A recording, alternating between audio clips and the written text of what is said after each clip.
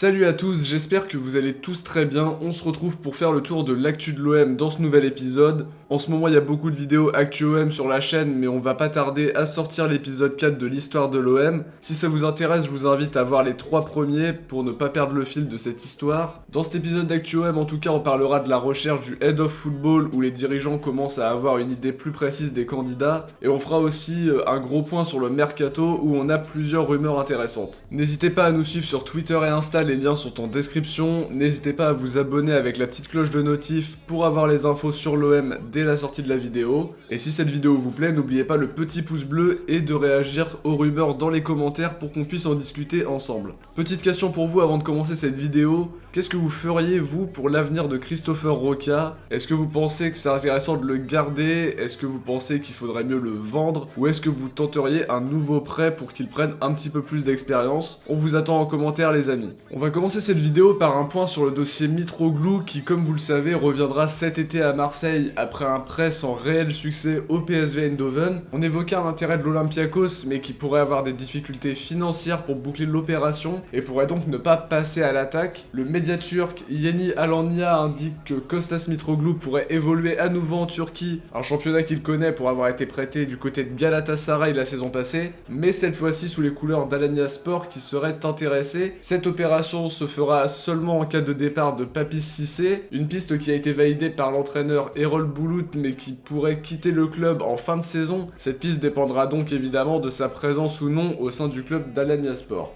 D'un autre côté, d'après le Phocéen, Mitroglou voudrait d'abord s'entretenir avec Villas-Boas afin de voir si le coach portugais compte sur lui, serait intéressé éventuellement pour relancer l'attaquant grec, ce qui me paraît quand même être compliqué dans la mesure où l'OM cherchera surtout à se débarrasser du salaire de son attaquant. Au rang des arrivées, l'OM compte se renforcer sur les postes offensifs et pour ça le club aurait coché le nom de Wagner Diaz selon l'Est républicain, ailier capverdien qui appartient à Saint-Etienne, prêté depuis 2 saisons à Nancy où il s'est révélé, 7 buts en 15 matchs, un bilan très intéressant pour l'ailier droit de 24 ans qui pourrait venir jouer les doublures de Florian Thauvin. Une somme de 3 millions d'euros serait demandée par l'AS Saint-Etienne, Brest et Lorient sont sur le dossier et l'OM devra faire vite si le joueur intéresse vraiment le club. Pour la petite précision, Wagner Diaz s'est blessé cette saison après un début de saison tonitruant. Sur la piste Joao Mario sorti il y a un mois environ, on en avait parlé dans un de nos épisodes, le joueur a connu un passage contrasté sous les couleurs de l'Inter Milan après être arrivé en grande pompe à l'été 2016 après un Euro 2016 très réussi sous les couleurs du Portugal. Il avait besoin de se relancer, il a opté pour le projet du Lokomotiv Moscou qui visiblement a été très séduit par le joueur mais n'a pas eu les moyens de conserver le joueur au-delà de son prêt. Tuto Mercato Web indique donc que l'OM est toujours sur le dossier et que le joueur intéresse beaucoup Villas-Boas qui pense pouvoir relancer son compatriote sur la durée, et ça je pense que ce serait un très gros coup si ça venait à se faire. Concernant l'avenir d'André Villas-Boas, on sait qu'il a été convaincu par ses joueurs de rester pour vivre la Ligue des Champions avec eux, on sait aussi que son staff n'aurait pas été conservé en cas de départ de sa part, et ça a joué dans sa décision. Sa relation avec Frank McCourt et probablement l'obtention de garanties suite à ces discussions ont aussi joué un rôle important. Seulement d'après le Parisien, AVB va surveiller la capacité d'investissement de Frank McCourt. S'il réinjecte de l'argent, il restera vraiment. Et d'après le quotidien, si l'OM ne peut pas correctement se positionner sur le marché des transferts, il s'en ira. On comprend très clairement qu'il ne veut pas entraîner dans les mêmes conditions que la saison dernière avec un groupe amoindri et un banc qui est beaucoup trop juste. Le quotidien ajoute que si l'OM doit faire des économies, il le comprendra, mais lui veut des recrues pour compenser les départs. D'après la Marseillaise, le président Hérault se sera engagé auprès de lui à ne pas vendre les cadres de l'équipe. Alors selon l'info, Camara, Chaeta Tsar et Sanson serait intransférable. Alors pour les deux premiers ça me semble logique, mais pour Sanson un départ vers la première ligue semble quasi acté en interne, et l'entrée d'argent que cette vente pourrait apporter pourrait combler le déficit, alors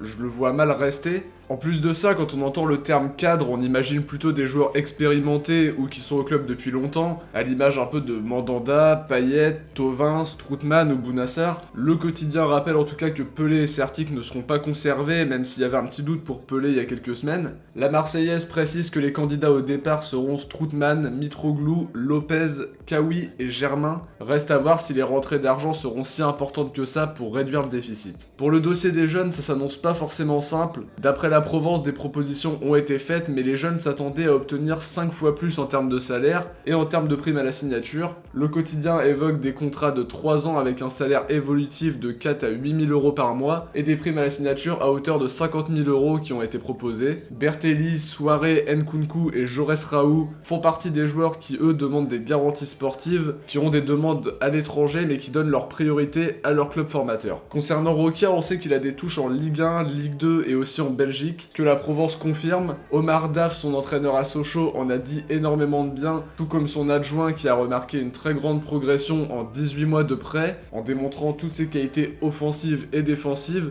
Il lui reste 1 an de contrat à l'OM et cet été sera décisif dans son avenir marseillais à mon sens, puisque si on lui propose rien sur le plan sportif, il ira probablement chercher ailleurs un autre challenge. Pour le recrutement d'un directeur sportif ou plutôt d'un head of football comme le dit le président Hérault lui-même, des pistes sont évoquées notamment par ActuFoot 13 qui croit savoir que l'OM est en discussion avancée avec Francisco Rufete, ancien joueur pro à Valence et qui est directeur sportif à l'Espagnol Barcelone actuellement. Cet intérêt est peut-être aussi destiné à obtenir une prolongation de 3 ans qui devrait arriver sur le bureau de Rufete de la part des dirigeants de l'Espagnol Barcelone. La piste la plus sérieuse me paraît être celle qui mène à Olivier Piqueux, qui était manager à Angers jusqu'au 10 avril dernier. Aujourd'hui, il est libre de tout contrat. Il aurait déjà été auditionné selon l'équipe. Villas-Boas a été sondé sur la question sans vraiment se prononcer. Piqueux semblait tout de même plus proche de Monaco ces derniers jours et il serait aussi en contact avec un club de première ligue. Le Courrier de l'Ouest confirme et indique même que les discussions entre l'OM et Piqueux ont été amorcées grâce à Basile Boli qu'il connaît bien. Pour info, Piqueux c'est quelques coups intéressants sur le marché, Toko Ekambi, Reine Adélaïde, Flavien Tay, des dossiers sur lesquels il a fait des plus-values, ou encore des recrutements comme Santa Maria ou Ndoye par exemple qui ont bien fait avancer le club. Donc c'est une piste intéressante je trouve et qui coïncide bien avec notre envie de faire du trading, de recruter des joueurs